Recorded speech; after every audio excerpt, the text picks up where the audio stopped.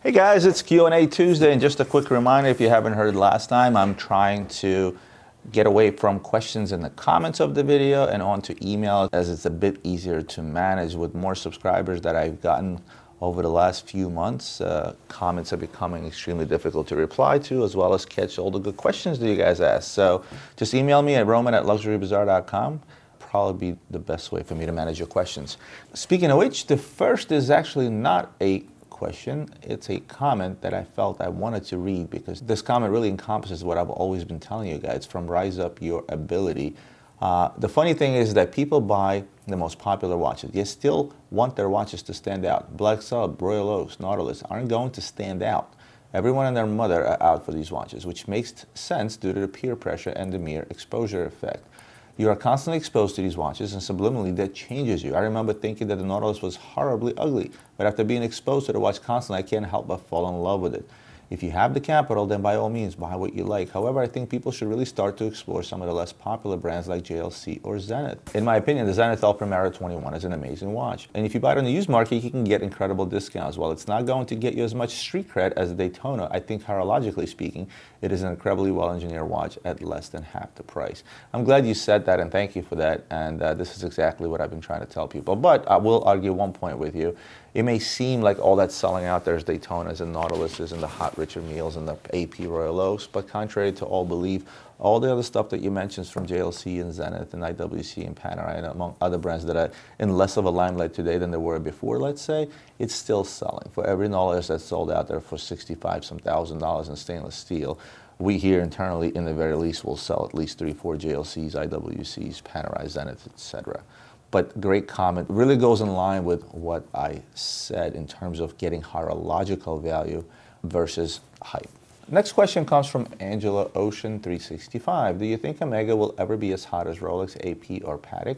It's my favorite watch brand, and I'd be interested in beginning my luxury watch collection with a Seamaster. It's very unfair to compare what's hot and what's not versus different brands, especially brands with different price points. Omega versus Patek or AP is not fair comparison in terms of price. Also, the terminology as hot or hot is also left up to interpretation. Different regions have other hot models. I remember Vacheron Constantin and Piaget were the hottest thing in Asia. That fad went away. All of a sudden, it became not so hot over there. But yet, at the same token, some of the Piagets and Vacherons that we were selling to the Asian market at the time, they weren't hot at all here. There's a lot to be left to interpretation with a question such as that. But the main point I want to make based on your question is that you shouldn't look at things that way and compare, right? Especially if you're going out and looking to start your luxury collection with a Seamaster. Obviously, that's within the price range that you can afford, or you may even be able to afford a much more expensive watch as an AP or a Patek, but this is what you choose to spend on your first luxury watch. It's not always a matter of affordability. So the question you should really ask, is it hot to you? When you take that Seamaster and you slap it on your wrist, is that something that sings to you? Is that something that makes you feel like you have on a hot watch? A watch that you enjoy looking at on a daily basis, because you know your watch goes with you every day, and especially if it's your first luxury watch, that would be the watch going with you everywhere for a while until you go on to the next watch, etc. So not a fair question to ask. Omega is hot in its own right. It's hot within its own price range. It's hot because it has a humongous following. Omega boutiques all over the world. They make thousands and thousands and thousands of pieces every single year. Even their limited edition pieces come out in editions of 5, 6, 7, 8,000, right? Which means that they're hot, which means that they're selling. But is it hot in reference, let's say, to your social media feed? Probably not. For every Omega you see in a social media feed, you're going to see 100 Rolexes, you're going to see 50 APs and Richard Milles, because that's what gets the likes and the clicks and makes that count. That's posted them hot, so to speak. So yes, Omega is hot in its own right, within its own following, within its own price range. But it isn't really fair to compare any brand to any brand, regardless of even price ranges sometimes, because Omega does have some hefty pieces, some gold pieces that get up there in retail price that could probably rival some APs and some Pateks, right? But for the most part, no one should really compare across brand in terms of hotness, because hotness, like I said, is a loose term. Beauty is in the eye of the beholder. For me, I think the Omega Snoopy watch, which is probably the biggest modern Omega collectible today, is hotter than most Pateks out there. Why? Not because it's hot because it's in so much demand, but because I actually like the watch. I like what it stands for. I like what the history behind that entire watch, and I talked about that watch in one of my episodes, right? I also happen to love vintage stuff. Yeah, I'm wearing a single red sub. The watch is 40 years old. seemingly from afar, it's not really a hot watch, right? It's just your run-of-the-mill Rolex, as most would think when they see that on my wrist. But to me, it's a hot watch. I took it to Aruba with me. I went swimming with this watch. And guess what? Everybody like, wait a minute, you went swimming with your Rolex, it's 40 years old. I'm like, yeah, guess what? It's still waterproof, it still works like a charm, and it still ticks and keeps good time. But it also happens to be the first vintage Rolex I've ever bought. So, you know, it's hot to me in that way. Don't get caught up out there while looking for a watch in comparison. This is the worst enemy. Comparison is the worst enemy. Number one, there's always going to be a watch that's going to be hotter. Number two, trends always change. What's hot today is not going to be hot tomorrow. And number three, there's such a variety among prices when it comes to watches. Look at what's hot to you within your budget, with what you can afford and willing to spend on a particular watch. And you know what? Seamaster is a watch with great history. I talked about Omega history in the past, and Seamaster is an iconic timepiece from Omega. So as far as I'm concerned, that is a hot watch. And it should be a hot watch to you because that's the watch you're going to buy and that's the watch you're going to wear. Hope that didn't confuse you any further and shed a little bit of light into that question. Next question from Crypto Ted. Hello, can you explain why the Rolex Cellini isn't successful? Even though the design is beautiful and arguably the most elegant Rolex currently offered for the price range isn't popular. I personally see trend change from sport watches to more traditional over the coming years, but it's crazy how they're selling for a loss considering it's beautiful. Well, you know what? That's a question I often get asked, and let me first start with saying that Rolex Cellinis still sell. For those that don't know, Rolex Cellinis have been produced since the 60s, and yet they're still being sold today. So if they weren't successful with their Cellini line, obviously they wouldn't continue producing them, right? I mean, so when something is successful, it usually gets discontinued, they stop bothering with it, and they don't make them anymore. However, Cellini has been around for quite a long time. It may seem to you that they're obviously not the hottest Rolex, and you're correct, they're not the hottest Rolexes out there. The hottest Rolexes out there are the tool watches, right? Rolex was always a tool watch. Your GMT, your Submariners. And by tool watch, I meant that was a watch that was meant to use as a tool, right?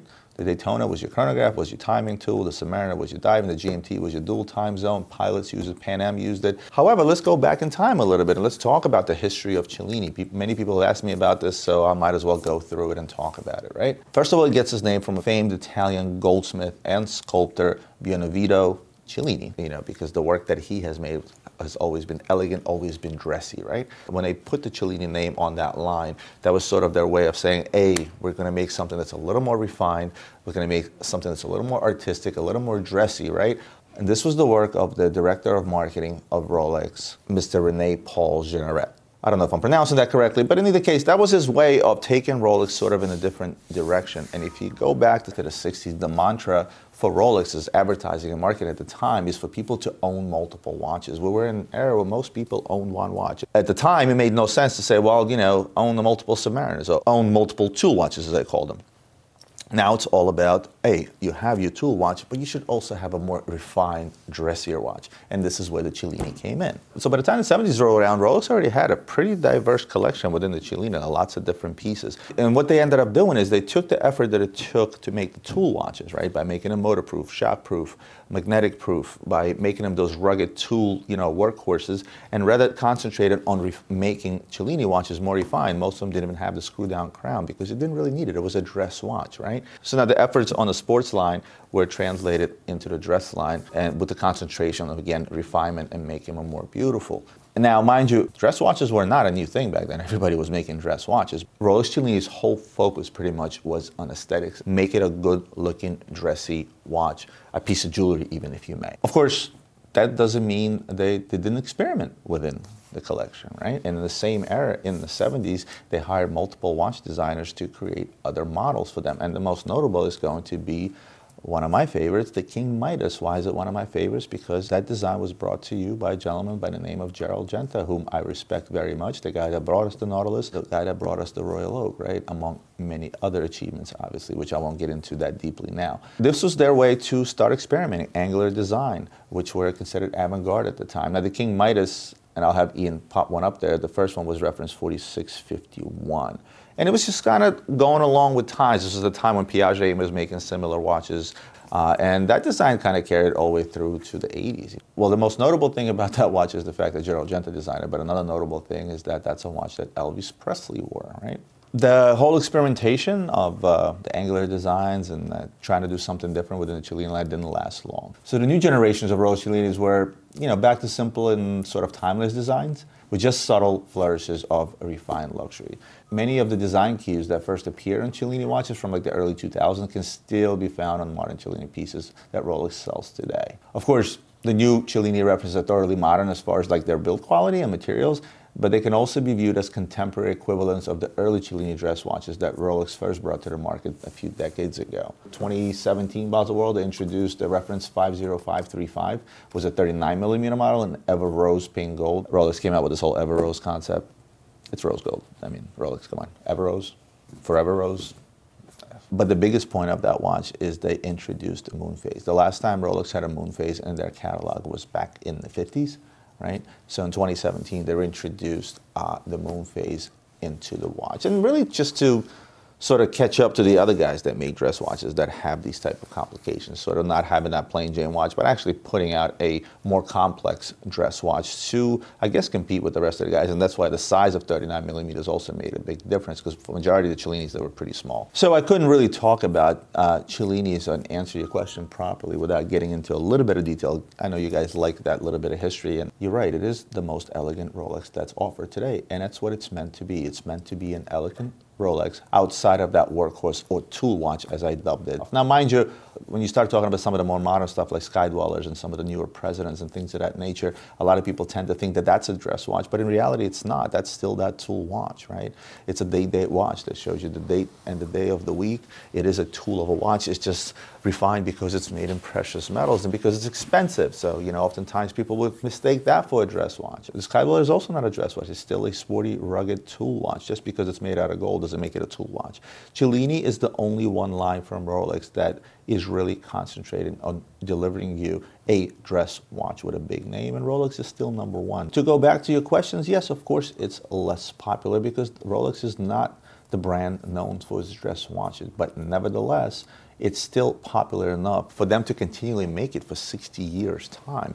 You still see them in every single boutique. You still see them in every authorized Rolex deal. You see them in every country. You see them in every part of the world that I've been to. Anytime you walk into an authorized dealer or a Rolex boutique, the Cellini lineup is there. And the reason it's there because people are buying it. Yes, for every 50535 Cellini moon phase that is sold in a Rolex boutique, you know, 30 Submariners are selling, or GMTs, or Presidents, et cetera, et cetera. But nevertheless, they still sell. And Rolex is super smart. You know how smart Rolex is when it comes to distribution. And by making thousands of pieces every single year, there's still a huge demand for most of their models, right? So they know what they're doing. They don't overproduce them. They produce just enough to meet the demand, and they're very well aware of their demand. At the same token, resale value obviously is not going to be that great on those watches. It's not going to be that of a stainless steel Rolex, a Sub, a GMT, or even a President for that matter. Because again, they're the least popular model. It is what it is, and that goes across every brand. Any brand you pick out there, you take the least popular model from a lineup. Take Frank Mueller, for example. In its heydays when Frank Mueller was hot, Conquistadors were selling, Carvexes were selling. The minute he made round watches, they weren't selling because it wasn't like a typical Frank Mueller, and that's what Cellini is. It's not a typical Rolex. But they still sold. Yeah, a lot less of them sold. When it came to reselling them, the resale value sucked. If you're in business of buying and selling anything, and at the end of the day, you don't get rid of aging inventory and don't take a loss once in a blue moon, then you're not really a good business person because money has to turn and money costs money, right? So yes, if there's a dealer out there that may have sat on a few Cellini models that got tired of looking at them, they've been in the store for 2-3 years, he won't be looking at a single loss on a single Cellini watch. He's gonna look at how many Rolexes sold over the year, over the quarter, or the month time.